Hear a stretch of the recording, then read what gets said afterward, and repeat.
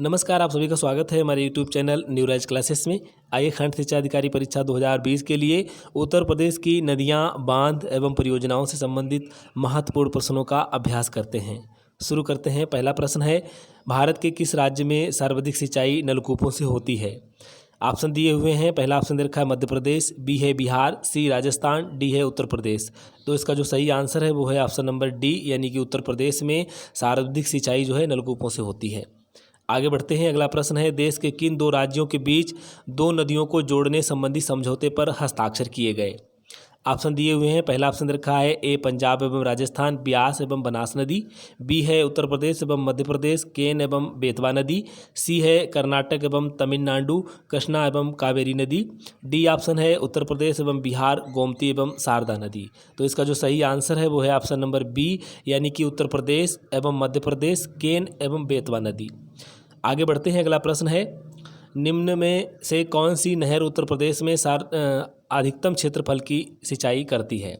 Option दिए हुए हैं। पहला ऑप्शन का ए अपर गंगा नहर, बी है लोअर गंगा नहर, सी है शारदा नहर, डी है रामगंगा नहर। तो इसका जो सही आंसर है वो है ऑप्शन नंबर सी, यानी कि शारदा नहर जो है अधिकतम क्षेत्रफल की सिंचाई करती है। यही प्रदेश की सबसे बड़ी नहर है। आगे बढ़ते हैं। अगला प्रश्न है, निम्न नगरों में कौन गंगा के दाहिने किनारे पर नहीं है? ऑप्शन दिए हुए हैं। पहला ऑप्शन दे रखा है ए इलाहाबाद, बी है हरिद्वार, सी वाराणसी, डी है कानपुर। तो इसका जो सही आंसर है वो है ऑप्शन नंबर सी, यानी कि वाराणसी जो है ये दाहिने किनारे पर नहीं है, ये बाएं किनारे पर स्थित है। आगे बढ़ते हैं। अगला प्रश्न है, उत्तर प्रदेश एवं मध्य प्रदेश राज्यों की संयुक्त राजघाट नदी घाटी परियोजना स्थापित की गई है।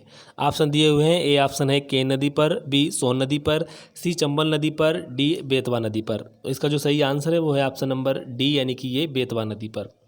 अगला प्रश्न है, उत्तर प्रदेश में सिंचाई के मुख्य साधन हैं। ऑप्शन दिए हुए हैं। एक है नहरें, दूसरा नलकूप, तीन है तालाब कुएं, चार है अन्य साधन।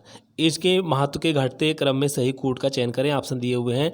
ए है 1 2 3 4, बी है 2 1 3 4, सी ऑप्शन दे रखा है 2 4 1 3, डी है 1 4 2 3। तो इसका जो सही आंसर है वो है ऑप्शन नंबर बी, यानी कि नलकूप, नहरें, तालाब, कुएं एवं अन्य साधन।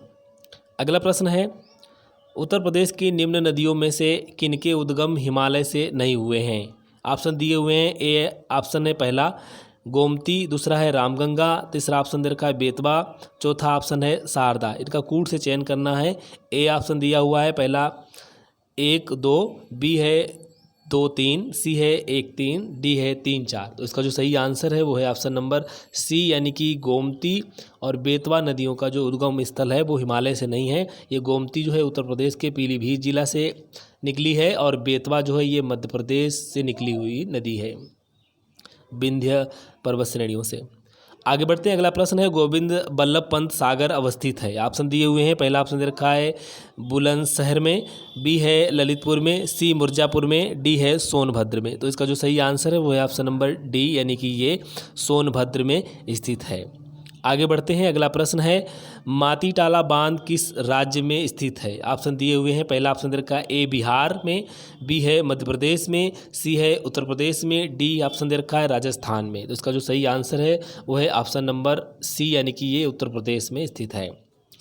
अगला प्रश्न है, अर्जुन बांध नहर से लाभान्वित जिला है। ऑप्शन दिए हुए हैं। पहला ऑप्शन दे रखा है एटा, बी है इटावा, सी है गोरखपुर, डी ऑप्शन दे रखा हमीरपुर। तो इसका जो सही आंसर है वो है ऑप्शन नंबर डी, यानी कि इससे जो है हमीरपुर जो है लाभान्वित जिला है अर्जुन बांध से।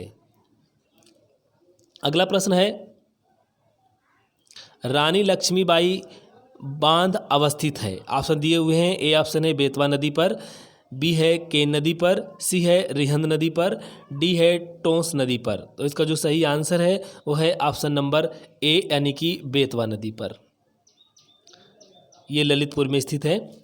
अगला प्रश्न है, निम्नलिखित में से कौन उत्तर प्रदेश की पेयजल परियोजना है? ऑप्शन दिए हुए हैं। ए ऑप्शन है शारदा सहायक नहर परियोजना, बी है ज्ञानपुर पंप नहर परियोजना, सी है गोकुल बैराज परियोजना, डी है पथरई बांध परियोजना। तो इसका जो सही आंसर है वो है ऑप्शन नंबर सी, यानी कि गोकुल बैराज परियोजना जो है ये पेयजल परियोजना है।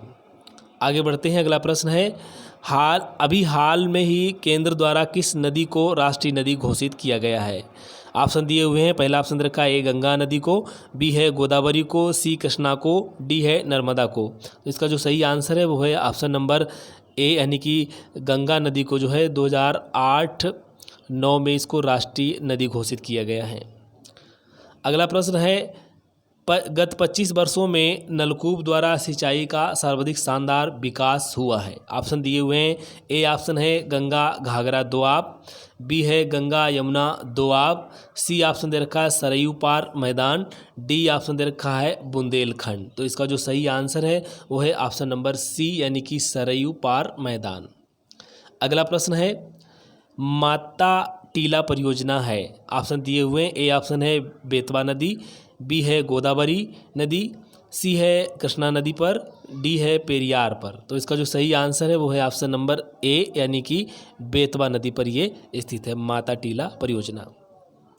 अगला प्रश्न है निम्न में से सही कूट चुने। पहला ऑप्शन दे रखा है देवप्रयाग अलकनंदा और भागीरथी के संगम पर है, दूसरा है रुद्रप्रयाग अलकनंदा और मंदाकिनी के संगम पर है, तीसरा है अलकनंदा बद्रीनाथ से बहती है, चौथा ऑप्शन दे रखा है केदारनाथ आदि शंकराचार्य द्वारा स्थापित सबसे बड़ा पीठ है।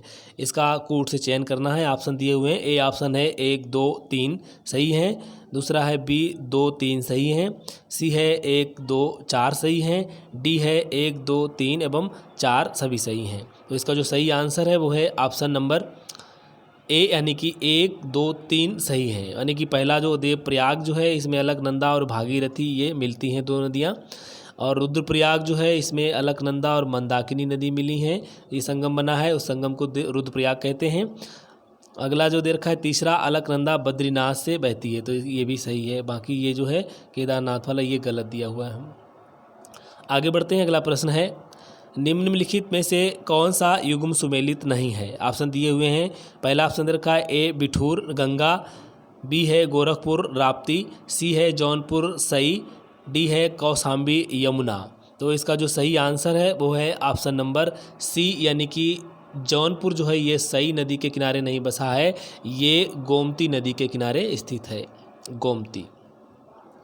अगला प्रश्न है राजघाट बांध एवं नहर परियोजना उत्तर प्रदेश और मध्य प्रदेश सरकार के बराबर सहयोग वाली संयुक्त परियोजना है जो बनाई जा रही है। ऑप्शन दिए हुए हैं। पहला ऑप्शन दे रखा है ए यमुना पर, बी है चंबल पर, सी है बेतवा पर, डी है केन पर। तो इसका जो सही आंसर है वो है ऑप्शन नंबर सी, यानी कि ये बेतवा नदी पर बनाई जा रही है। अगला प्रश्न है हथनी कुंड बैराज नया ताजेवाला बैराज जो कि यमुना नदी पर बनाया गया है कितने राज्यों की संयुक्त परियोजना है?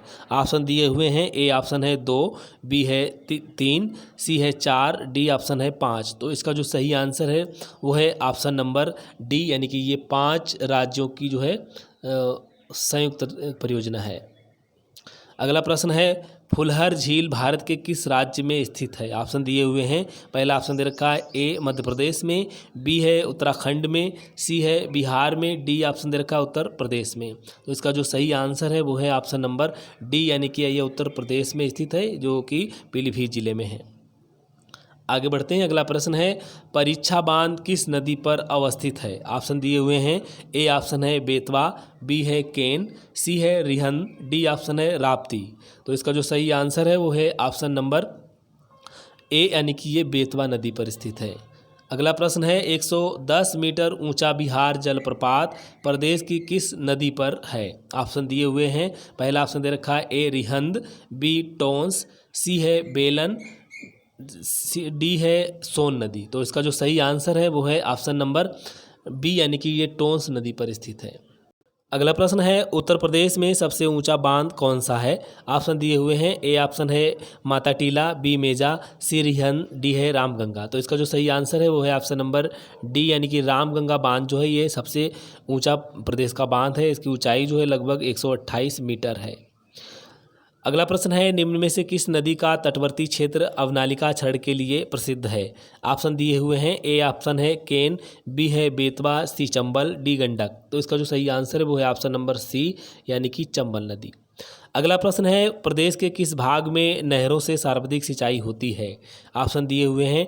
ए ऑप्शन है पूर्वी भाग, बी है पश्चिमी भाग, सी है उत्तरी भाग, डी है दक्षिणी भाग। तो इसका जो सही आंसर है वो है ऑप्शन नंबर बी, यानी कि पश्चिमी भाग। उत्तर प्रदेश का जो पश्चिमी भाग है यहाँ पर सर्वाधिक नहरों से सिंचाई की जाती है।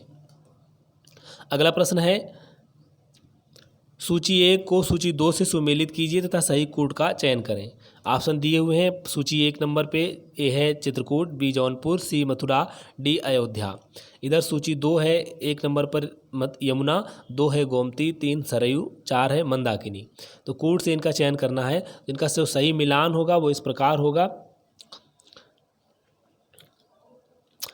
चित्रकूट जो है ये मंदाकिनी जो है नदी है, जौनपुर जो है ये गोमती नदी के किनारे बसा है, मथुरा जो है ये यमुना नदी के किनारे है और अयोध्या जो है वो सरयू नदी के किनारे। तो इसका जो कूट से चयन होगा वो होगा ऑप्शन नंबर बी।